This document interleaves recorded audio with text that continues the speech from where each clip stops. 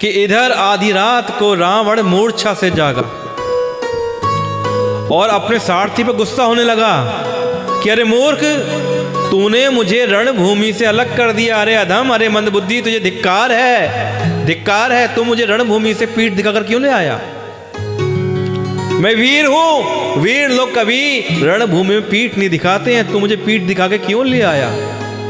तू मूर्ख है, तू अधम है, तूने खराब काम कर दिया। सारथी ने चरण पकड़कर रावण को बहुत प्रकार से समझाया। सवेरा होते ही वे रथ पर चढ़कर फिर दौड़ा। रावण का आना सुनकर वानरों की सेना में बड़ी खलबली मच गई। सारे बंदर इधर उधर भागने लगे और जो वानर सेना के भारी योद्धा हैं, वो भारी योद्धा जहां तहां पर्वत और वृक्ष उखाड़कर क्रोध से दांत कटकटाते हुए दौड़ पड़े।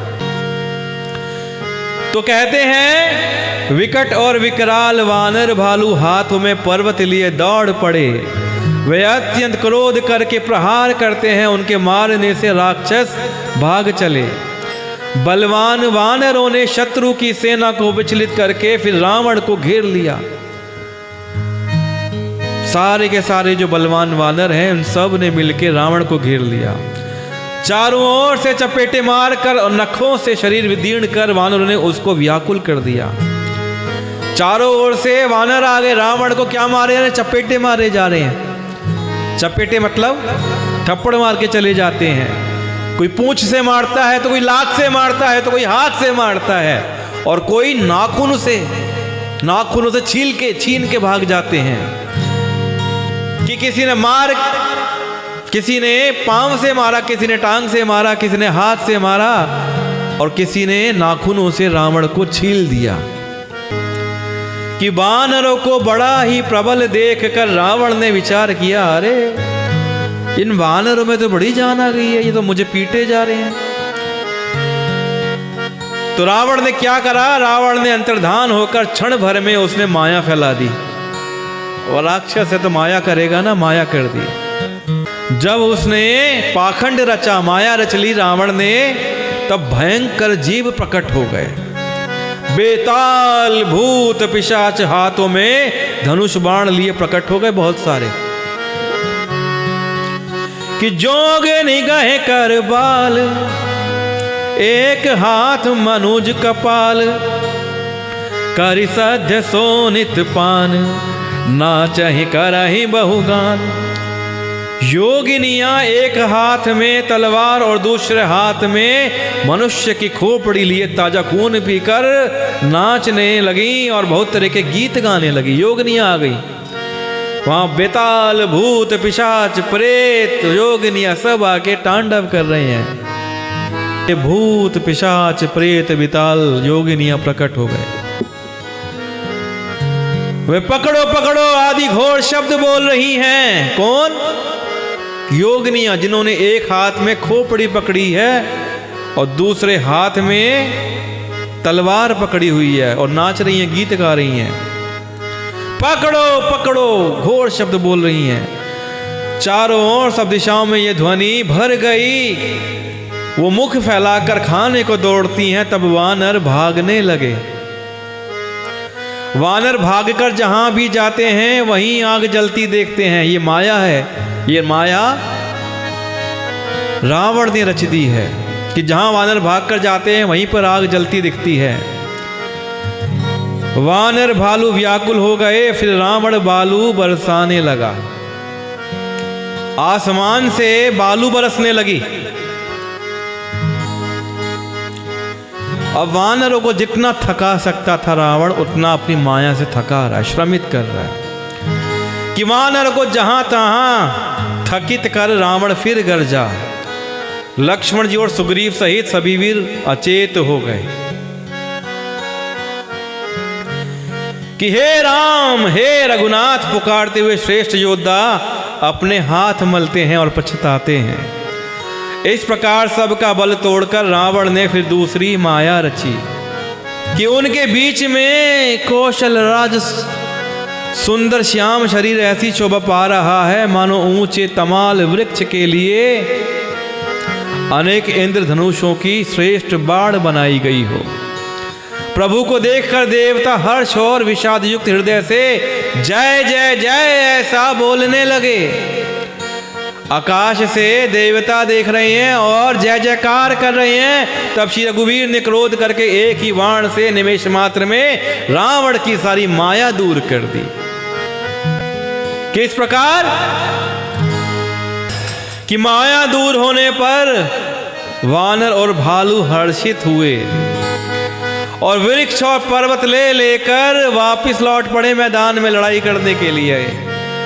इन वानर और भालुओं का एक ही हथियार है, क्या करते हैं, कहीं से वृक्ष उखाड़ लेते हैं, कहीं से पर्वत को उखाड़ लेते हैं और उसी को लेकर लड़ाई करते हैं। सोचिए, रावण की सेना के पास अस्त्र शस्त्र थे भयानक भयानक, लेकिन राम जी की सेना के पास क्या है, पर्वत, चट्टाने, वृक्ष, इन्हीं को उखाड़ उखाड़ कर युद्ध कर रहे हैं।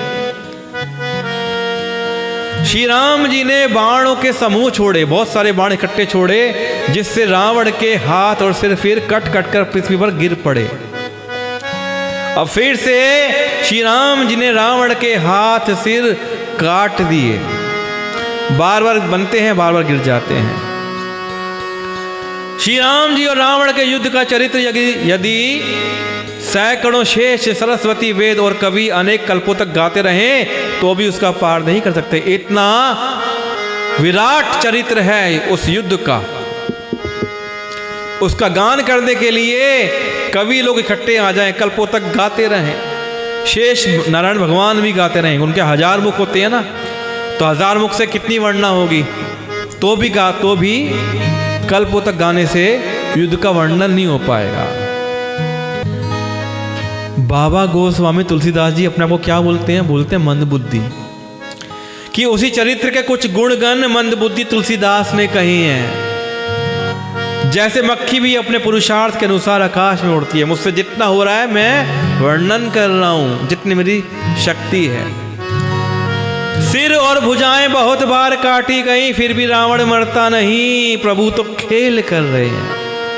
परंतु मुनि सिद्ध और देवता उस कलेश को देखकर व्याकुल है कि प्रभु अपनी लीला कर रहे हैं, लेकिन सिद्ध मुनि और देवता उसको देखकर व्याकुल हो रहे, परेशान हो रहे हैं कि रावण तो मरते ही नहीं है। जितने सिर काटते हैं उतने नए सिर उग जाते हैं रावण के, कि जितने ही सर श्री राम जी रावण के काटते हैं उतनी सर बढ़ जाते हैं, नए सर उगाते हैं। जैसे प्रत्येक लाभ पर लोभ बढ़ता है, जितना लाभ होता है आदमी का लोभ उतना बढ़ जाता है कि आज 10 कमाए अब 15 कमा लूँ, अरे आज 15 कमाए अब मैं 20 कमा लूँ, 20 कमाए तो 40 कमा लूँ। जिस प्रकार लाभ होने पर लोभ बढ़ जाता है, उसी प्रकार रावण के सर बढ़ते जा रहे हैं। शत्रु मरता नहीं और परिश्रम बहुत हो गया, शत्रु मरते ही नहीं है और इतनी मेहनत हो गई है। तब श्री रामचंद्र जी ने विभीषण की ओर देखा कि शिव जी कहते हैं, उमा, जिसकी इच्छा मात्र से काल भी मर जाता है, वही प्रभु सेवक की प्रीति की परीक्षा ले रहे हैं। जब श्री राम ने विभीषण को देखा कि भैया क्या करा जाए, रावण तो मरता नहीं है, तो इस लीला को बड़े प्यार से शिव जी समझाते हैं कि देखो उमा, भक्त भी किस प्रकार, भक्त की परीक्षा किस प्रकार हमारे श्री राम जी ले रहे हैं। विभीषण ने कहा, हे सर्वज्ञ, हे चराचर के स्वामी, हे शरणागत के पालने वाले, हे देवता और मुनियों को सुख देने वाले, सुनिए कि इसके नाभि कुंड में अमृत का निवास है। मौत कहाँ छुपी है रावण की, उसके नाभि कुंड में। नाभि कहाँ होती है, नाभि में क्या है, अमृत कुंड है। हे नाथ, रावण उसी के बल पर जीता है। ये रावण की सांसें चल रही है ना, रावण नहीं मर रहा है, इसलिए नहीं मर रहा है क्योंकि इसके नाभि कुंड में अमृत है। तो विभीषण के वचन सुनते ही कृपालु श्री रघुनाथ जी ने हर्षित होकर हाथ में विकराल बाण लिए।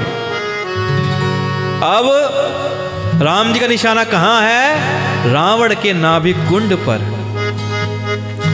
उस समय नाना प्रकार के अपशकुन होने लगे, बहुत से गधे, सियार और कुत्ते रोने लगे।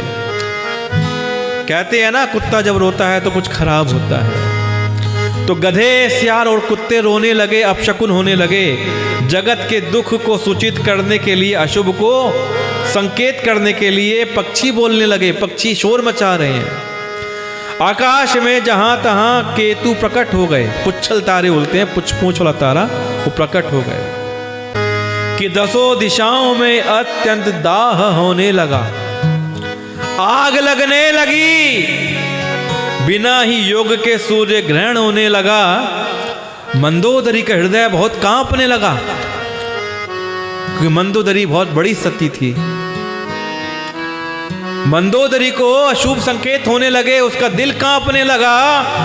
मूर्तियां नेत्र मार्ग से जल बहाने लगी। जो मूर्तियां हैं, जो जड़ हैं, पत्थर की मूर्तियां, उनसे अश्रु बहने लगे। किस कि कानों तक धनुष को खींचकर रघुनाथ जी ने 31 बाण छोड़े। कितने बाण छोड़े? 31 बाण। श्री रामचंद्र जी के बाण ऐसे चले मानो काल सर्प हो। तो काल सर्प की बात भांति 31 बाण चले। अब 31 बाण की गणना किया है, क्या कैलकुलेशन में बताता हूं। एक बाण ने,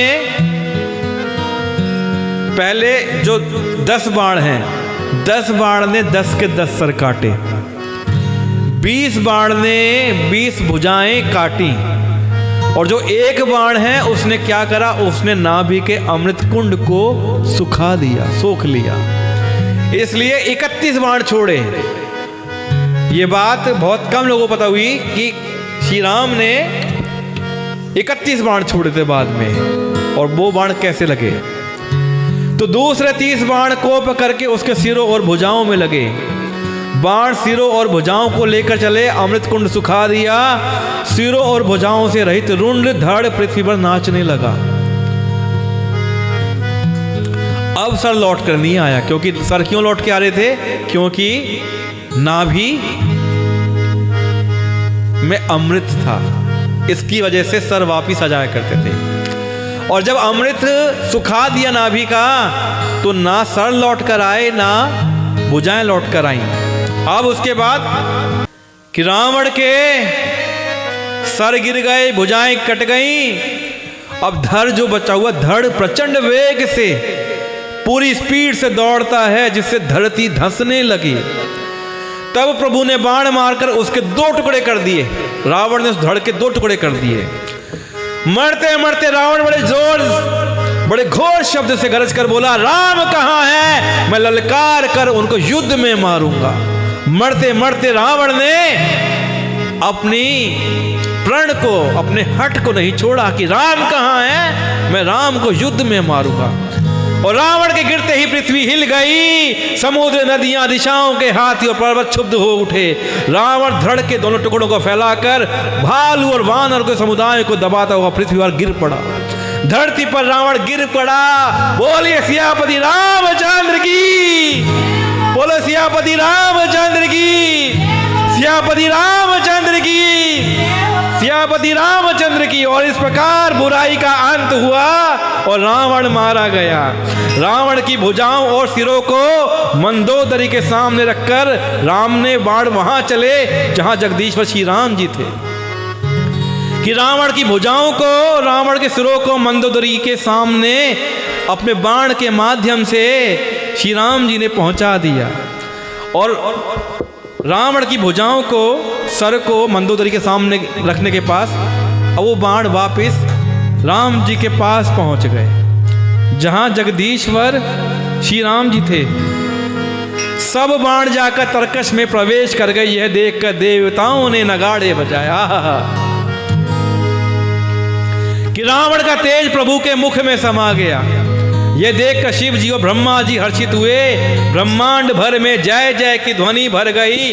प्रबल भुजदंडों वाले श्री रघुवीर जी की जय हो, जय हो, जय हो, जय हो, मेरे रघुनाथ की जय हो। और इस प्रकार बुराई पर भलाई की जीत हुई, झूठ पर सत्य की जीत हुई।